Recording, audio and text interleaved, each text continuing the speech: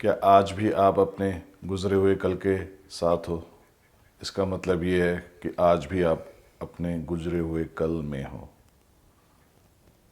अगर आप अपने बीते हुए किसी बुरे पास्ट में फंसे हुए या किसी ऐसे पास्ट को जो आपको अच्छा नहीं लग रहा है, एक बुरी मेमोरी, एक बुरी घटना, एक बुरे पास्ट के बारे में सोचते हो और आप उससे बाहर निकलना चाहते हो और अपनी ज़िंदगी को खूबसूरत बनाने के लिए अपने बीते हुए बुरे कल को कैसे ओवरकम करना है, इसके बारे में डिस्कस करते हैं। इससे पहले अगर आपने अभी तक चैनल को सब्सक्राइब नहीं किया है तो इमीडिएटली आप शेयर कीजिए, लाइक कीजिए और सब्सक्राइब कीजिए ताकि इस तरह के वीडियो आप तक पहुंचते रहें। कहते हैं कि सबका कोई ना कोई बुरा पास्ट होता है जो हमको नहीं भूलता, और अगर आज आप भी ऐसे किसी बुरे पास्ट में हो, ये भी माना जाता है कि कोई ऐसी घटना जो 1 से 1.5 साल पुरानी हो और जो अभी भी आपके मेमोरी से जा नहीं रही, इसका मतलब आप अपने पास्ट में अभी भी जी रहे हो। अगर आप अभी भी अपने पास्ट में जी रहे हो तो कहीं ना कहीं आप अपना कल, अपना आज भी खराब कर रहे हो। और ऐसी कोई घटना और ऐसी कोई बुरा पास्ट जो बहुत ही बुरा हो, उसको हम लोग ट्रॉमा भी बोलते हैं। लोगों को कहते हुए सुना होगा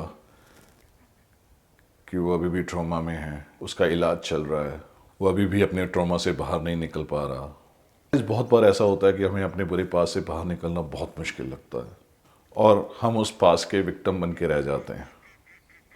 सवाल ये है कि आपको एक विक्टिम की तरह जीना है या एक सर्वाइवर की तरह। ये आपने नोट किया होगा कि जब हम कंप्यूटर यूज़ करते हैं तो कभी कभी हमारा कंप्यूटर हैंग हो जाता है। उसके हैंग होने का कारण कुछ पुरानी फाइलें हो सकती हैं, कुछ करप्ट फाइलें हो सकती हैं, कुछ भी रीज़न हो सकता है। काफ़ी देर इंतज़ार करने के बाद, वेट करने के बाद वो अच्छे से नहीं चलता है। और बहुत लोग आपको ये भी सलाह देंगे, यार इसको रीस्टार्ट कर ले। और जैसे ही हम उसको रीस्टार्ट करते हैं, कंप्यूटर फटाक से चलना शुरू हो जाता है। ऐसा क्यों होता है? वही कंप्यूटर है, वही फाइल्स हैं उसमें, लेकिन जस्ट बिकॉज उसको आपने वापस से रीबूट किया, वो एकदम चलना शुरू हो जाएगा। इस प्रोसेस को मैं 3 हिस्सों में बांटना चाहूँगा, और वो 3 हिस्से हैं: regret, replay and reboot. Regret means cry it out, रोना है तो रो लो।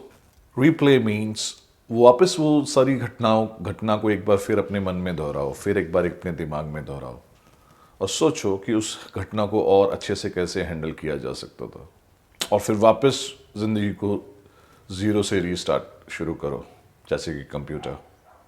चलिए इसको थोड़ा सा एक विस्तार में डिस्कस करते हैं। जब हमारा पास्ट बुरा होता है तो उसमें किसी न किसी की गलती होती है। गलती हमारी भी हो सकती है, गलती किसी और की भी हो सकती है। आदमी है, गलती तो करेगा ही। अब चॉइस हमारी है कि अगर आपको उस गलतियों पे रोना है या आगे बढ़ जाना है। और अगर आगे बढ़ोगे तो अपनी ज़िंदगी को खूबसूरत बनाओगे। आपने कभी सोचा है कि जब बच्चे छोटे होते हैं, उनके माँ बाप उनको थोड़ा सा स्पैंक करते हैं, थोड़ा सा मारते हैं, 1-2 थप्पड़ लगा देते हैं उनको सुधारने के लिए, वो बच्चे रोते हैं मार पड़ने पे, लेकिन थोड़ी ही देर बाद वही बच्चा वापस अपनी माँ या अपने पिताजी की गोद में बैठ के खेल रहा होता है।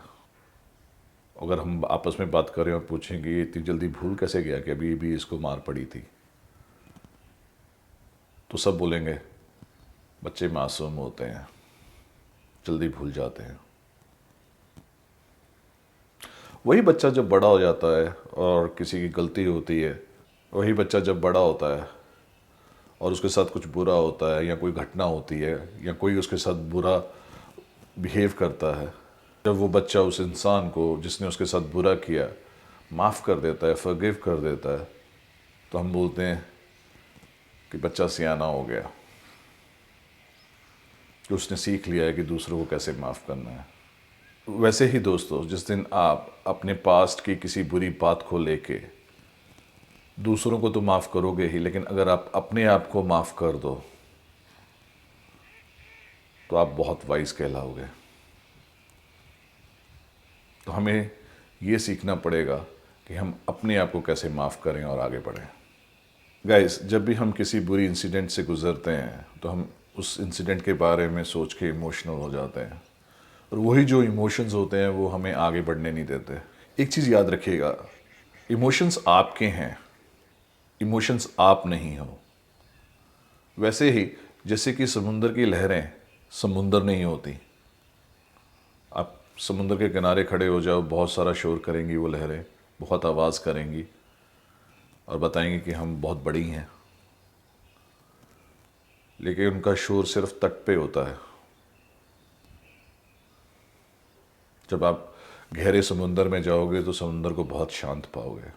तो जब भी आप अपने पास में बैठ के अपने आप को पछता रहे होते हो या पास के बारे में सोच रहे होते हो, जो फीलिंग्स आ रही होती हैं, आप उनको अपने ऊपर हावी मत होने दो, क्योंकि वो फीलिंग्स आप नहीं हो। तो इस सिचुएशन में हमें क्या करना चाहिए?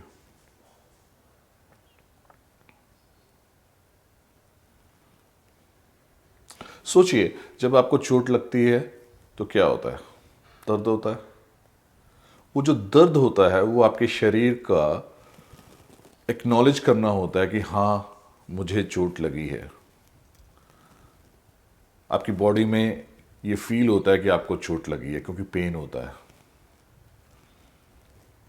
और जैसे ही बॉडी में पेन होता है, उसको फील होता है, उसको एक्नॉलेज होता है कि इसे चोट लगी है, बॉडी उसके ऊपर काम करना शुरू कर देती है और उसको हील करना शुरू कर देती है।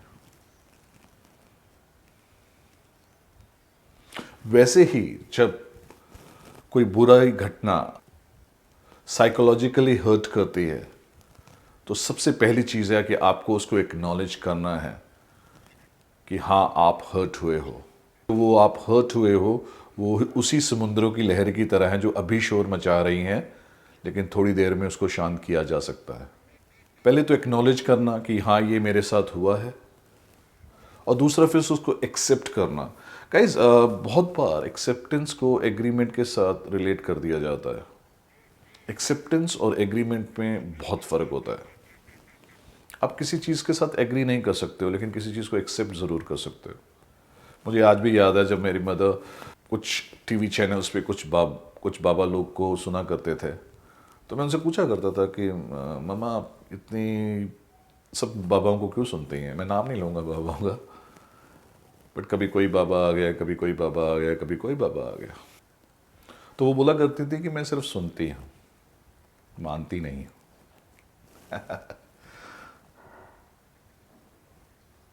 मैंने कहा, फिर आप सुनते क्यों हो अगर आपको मानना नहीं है? तो उन्होंने ये बात बोली कि बात बाबाओं को फॉलो मानने की नहीं है, बात वो क्या कह रहे हैं उसको मानने की है। कुछ कुछ बाबा कभी कभी काम की बात कर लेते हैं, बाकी मेरी एक अटेंटिव लिसनिंग है। वैसे ही आपको एक्सेप्ट करना पड़ेगा, अटेंटिवली सुनना पड़ेगा, मानने की जरूरत नहीं है। मानो वही जो आपके मन को भाए। जैसे मैंने पहले अभी आपको बोला कि पहली बात तो आप एक्नॉलेज करिए कि आप हर्ट हुए हो। एक्सेप्ट करिए कि जो भी हुआ वो किसी की भी गलती हो, आपको भूल के आगे बढ़ना है। और तीसरी चीज़, शो अप योरसेल्फ।